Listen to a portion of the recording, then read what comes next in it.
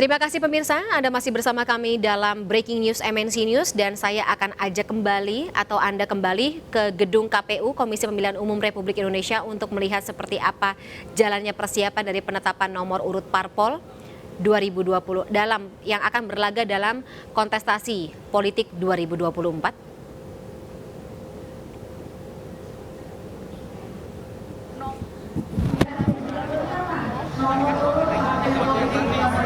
Baik, pemirsa, Anda masih melihat bagaimana persiapan berlangsung di dalam ruang aula gedung KPU Republik Indonesia.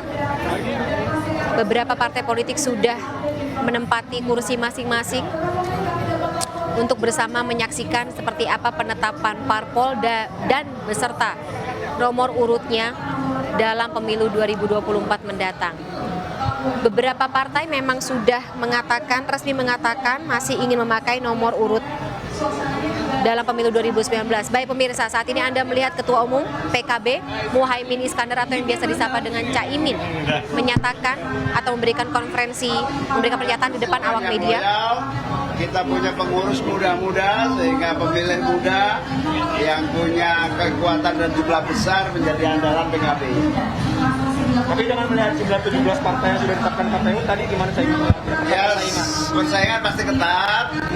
Kita akan tahu bahwa sekarang harus pintar-pintar mendekati hati rakyat, pintar-pintar membuktikan bahwa kita punya target-target yang jelas untuk pembangunan bangsa ini. Saya kira target tahun 2024 apa? 2024 kita dapat presiden dan 100 kursi DPR RI. Nomor urut tetap. Kita ingin tetap nomor 1 karena kaos-kaos kita yang kita pakai nomor 1 ini.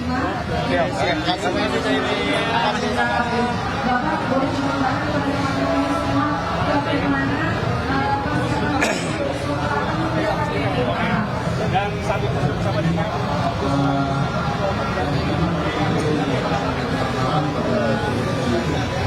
Ya pemirsa, barusan adalah pernyataan dari Ketua Umum PKB Muhaimin Iskandar. Caimin mengatakan PKB juga hampir sama keputusannya dengan Partai Demokrat dan juga Partai Perindo untuk masih akan menggunakan nomor urut dalam pemilu 2019 lalu sebagai nomor urut mereka di tahun pemilu 2024 mendatang.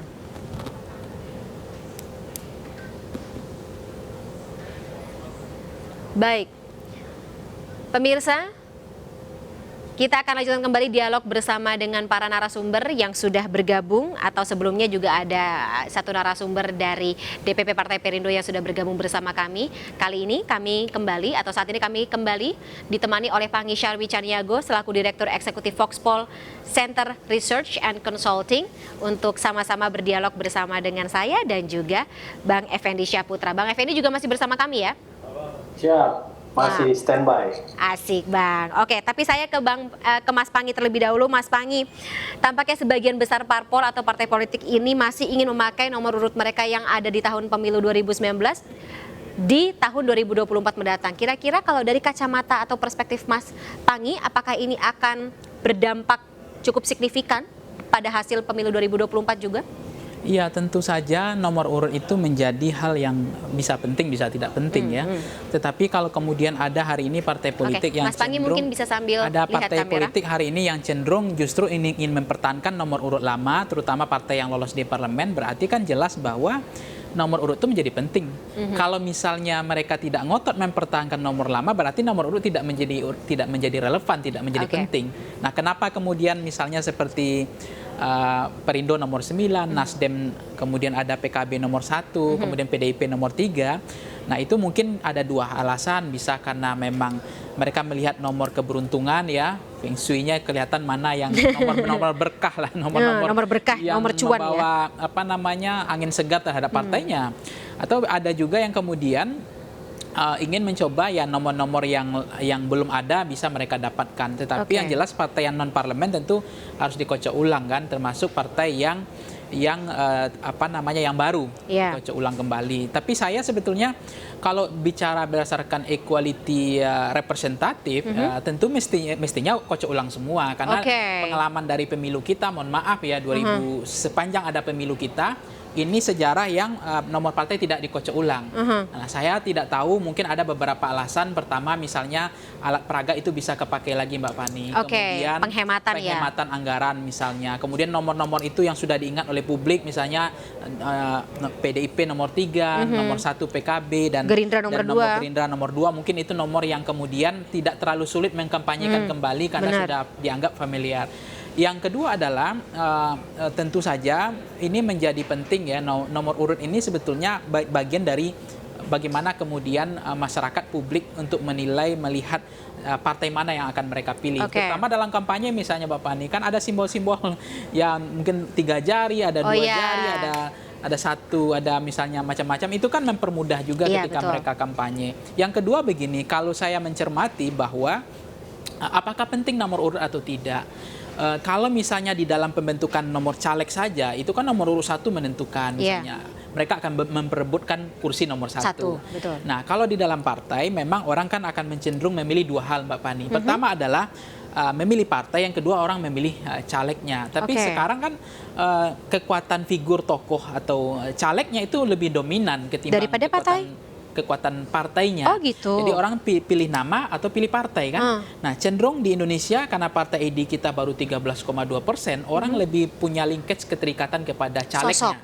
Kepada sosok yang akan mengisi kursi-kursi di dapil tersebut. Baik partai yang sudah ada di parlemen maupun non-parlemen. Iya, kan mereka nanti akan menyusun nama-nama calegnya Interesting. di dapil. Nah, sehingga memang kadang kalau saya mengatakan nomor urut tidak menjadi relevan sebetulnya. Yang tapi penting siapa yang adalah dikedepankan? siapa caleg yang akan mereka majukan, yang akan mereka kedepankan. Itulah yang kemudian menjadi efek terhadap berkah terhadap elektabilitas partai. Baik. Maka kemudian banyak partai politik hari ini cenderung ya mencari sosok populisme, tokoh-tokoh yang punya citra yang bagus, media darling. Ya, media darling. Sehingga caleg-caleg itu mereka rekrut orang-orang yang punya mandat elektoral, mantan camat, mantan RT, mantan RW, mantan kepala desa, dan seterusnya dan seterusnya. Nah, ini yang kemudian banyak partai hari ini vote getternya itu adalah mengumpulkan suara itu berbasis nama, citra atau figur. Mas Pangi. Bang Effendi, apakah ini juga jadi strategi dari Partai Perindo? Ternyata kalau kata Mas Pangi, nomor urut parpol tidak terlalu berdampak besar, tidak berdampak signifikan, tapi sosok-sosok yang akan dimajukan atau menjadi wajah parpol tersebut yang akan menentukan suara atau elektoral di dalam pemilu 2024. Kira-kira kalau dari Partai Perindo siapa saja yang dimajukan, Bang? Ya, saya pikir kan udah jelas ya beberapa tokoh-tokoh baru yang bergabung dengan Partai Perindo, seperti Tuan Guru Bajang, beliau mantan gubernur NTB, tentu beliau juga menjadi salah satu andalan kita untuk maju di dalam pencalekan. Ada juga Pak Tengku Eri Nuryadi ya, Pak mantan gubernur Sumatera Utara yang juga baru bergabung, beliau juga siap akan maju dari Perindo. Juga beberapa mantan bupati, bahkan bupati yang masih menjabat dan nanti akan berakhir sebelum pemilu sudah menyatakan kesiapannya. Begitu juga banyak tokoh-tokoh lain. Ada Pak Bahyudin juga, wakil ketua DPD RI sekarang. Ini juga tokoh punya pengaruh besar di Kalimantan Timur. Beberapa tokoh termasuk mantan komisioner KPU Kang Ferry Kurnia. Beliau juga tokoh ya, tokohnya HMI, tokoh di Jawa Barat. Tentu ikut menarik magnet, paling tidak beliau punya gerbong sendiri untuk didukung. Kemudian juga beberapa nama-nama lain yang baru-baru bergabung, mungkin bisa dilihat nanti. Ada banyak tokoh-tokoh yang sudah mengantri, menunggu setelah pengumuman ini satu persatu akan masuk dan bergabung, baik itu figur-figur aktivis, figur-figur artis, pengusaha dan lain-lain yang berbondong-bondong melihat tren positif Partai Perindo yang cukup baik dan ingin bergabung masuk ke Partai Perindo. Juga termasuk para pensiunan TNI Polri yang juga banyak sekali ya sekarang sudah masuk, sudah mau bergabung. Nah, kita lihat ke depannya, ini baru permulaan. Saya yakin masuknya tokoh-tokoh potensial pasca pengumuman ini juga akan lebih banyak lagi daripada sebelumnya. Oke, tapi untuk Partai Perindo sendiri, Bang Effendi, selain tadi magnet elektoral, kemudian juga efek apa ya katakanlah magnet elektoral tersebut gitu, efek suara yang akan diambil lewat sosok-sosok ini, warna apa lagi yang bisa diberikan oleh sosok-sosok yang bergabung bersama dengan Partai Perindo? Apakah tidak hanya ideologi, tapi juga mungkin ide-ide serta apa saja yang akan diberikan dalam pemilu 2024 seperti itu? Saya pikir politik kesejahteraannya Partai Perindo itu udah jalan. Tanpa kita menang 2019, kita terus berkomitmen membantu masyarakat, kesejahteraan. Gerobak-gerobak Perindo itu tersebar puluhan ribu di seluruh Indonesia.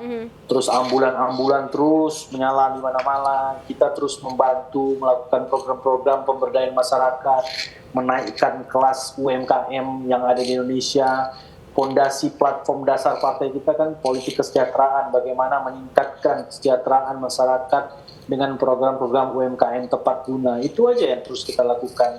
Kita tidak ikut dalam suasana riuh-riuh politik, kita tidak ikut mengeluarkan kontroversi seperti halnya partai-partai Nggak usah gimmick-gimmick gitu ya Bang Effendi ya? Iya, menciptakan gimmick-gimmick. Kita tidak perlu itu. Kita perlu pembuktian kerja. Semua kader-kader kita, 408 anggota parlemen kita yang duduk DPRD menjadi juru-juru bicara kita di daerah, dan bagaimana mereka konsisten bergerak, berjuang di parlemen untuk memberdayakan UMKM, untuk meningkatkan kesejahteraan, memberantas kemiskinan, membuka lapangan kerja. Itu aja perintah harian dari ketum setiap hari, bahwa Partai Perindo dengan platform politik kesejahteraannya bertugas untuk bagaimana meningkatkan kesejahteraan. Kita tidak bicara yang lain. Fokus saja pada titik itu, hingga itulah yang membuat Partai Perindo ini diingat. Saya beberapa kali diskusi, karena kita melakukan seleksi caleg juga, kita turun ke masyarakat, kita tanya,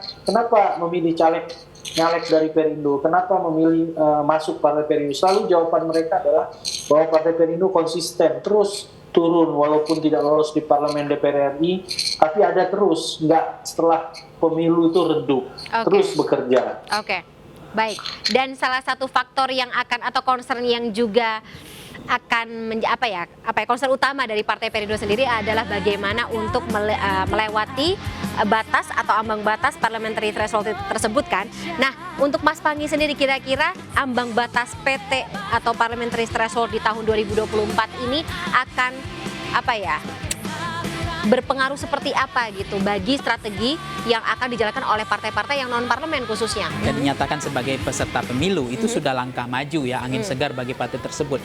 Tetapi tidak lebih susahnya lagi adalah bagaimana tantangan bagi partai baru untuk lolos di ambang batas parlemen yang 4%. Lebih sulit nggak tahun ini? Saya pikir sulit atau tidak kan punya peluang itu, semua partai punya peluang untuk itu.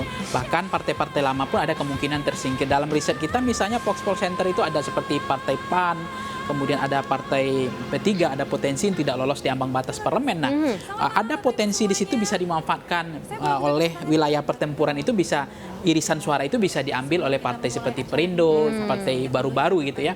Jadi artinya menurut saya kalau lolos sebagai peserta pemilu itu sudah langkah maju. Tapi tantangan yang begitu berat, yang luar biasa, itu tergantung kepada bagaimana partai tersebut bisa lolos di ambang batas 4%.